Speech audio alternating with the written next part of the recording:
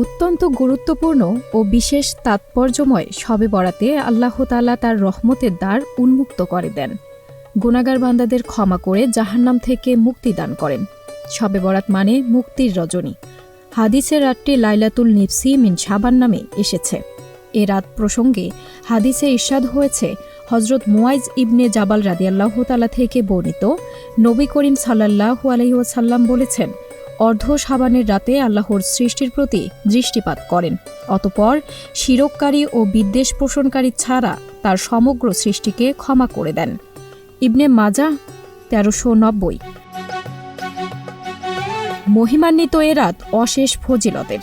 হজরত রাসূল করিম সাল্লাল্লাহু আলাইহি সাল্লাম ইরশাদ করেন, শবে বরাত হল লাইলাতুল নিসফি মিন শাবান, অর্থাৎ শাবান মাসের ১৫তম রজনী। শবে বরাতের আলাদা কোনো নামাজ নেই। নির্দিষ্ট সূরা দিয়ে নির্দিষ্ট রাকাত নামাজ পড়ার রীতি ভুল প্রচলন।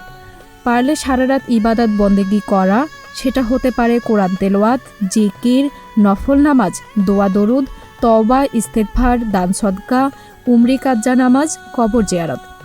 তবে দলবদ্ধ ছাড়া একাকী কবর জিয়ারতেও কোনো সমস্যা নেই। রাসূল সাল্লাল্লাহু আলাইহি সাল্লাম চুপিসারে একাকী জান্নাতুল বাকিতে কবর জিয়ারত করেছেন।